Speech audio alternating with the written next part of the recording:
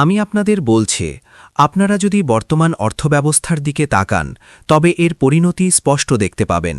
Bretton Woods চুক্তি ভেঙে পড়ছে, বলতে গেলে তা ইতোমধ্যেই ভেঙে পড়েছে।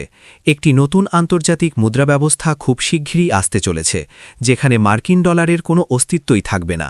আর মার্কিন ডলার যখন ধসে পড়বে, তখন তার সাথে সাথে আমেরিকার অর্থনীতিও মুখ থুবড়ে পড়বে।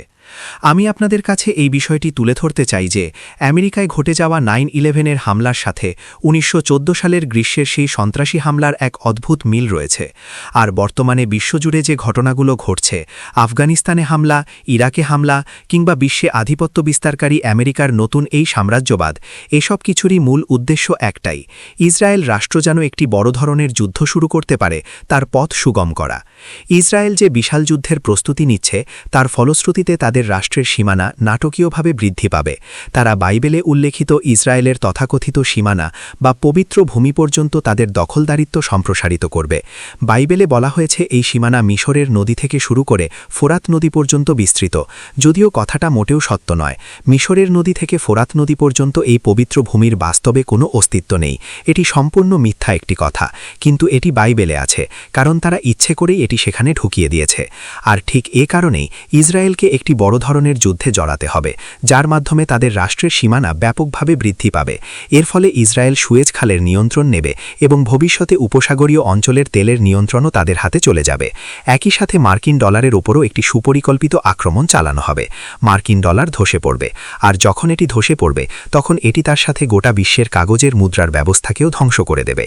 ইসরায়েল যখন এই বড় যুদ্ধটি শুরু করবে, আমার ধারণা তারা এমন সব মারণাস্ত্র ব্যবহার করবে যা বিশ্ববাসী আগে কখনো দেখেনি।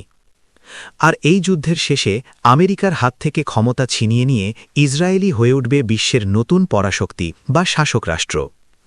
তবে সামনে বড় ধরনের কোনো বাধা থাকা অবস্থায় ইসরায়েল কখনোই এই যুদ্ধ শুরু করতে পারবে না। এবার একটু গভীরভাবে চিন্তা করে দেখুন তো, ইসরায়েলের এই বড় যুদ্ধ শুরু করার পথে বর্তমানে সবচেয়ে বড় বাধাটি কি? সেটি হল পাকিস্তানের পারমাণবিক সক্ষমতা, আর এর সাথে যুক্ত হয়েছে ইরানের ক্ষেপণাস্ত্র বা মিসাইল সক্ষমতা।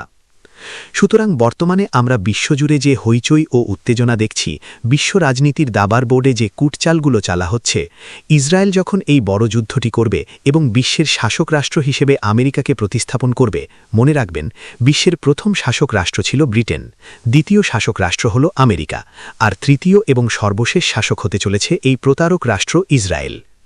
আমি আপনাদের বোঝাতে চাইছি যে দাজ্জাল বা অ্যান্টিক্রাইস্ট ইতোমধ্যেই তার দ্বিতীয় ধাপ সম্পন্ন করেছে, যে ধাপটি ছিল মাসের মতো দীর্ঘ একটি দিন।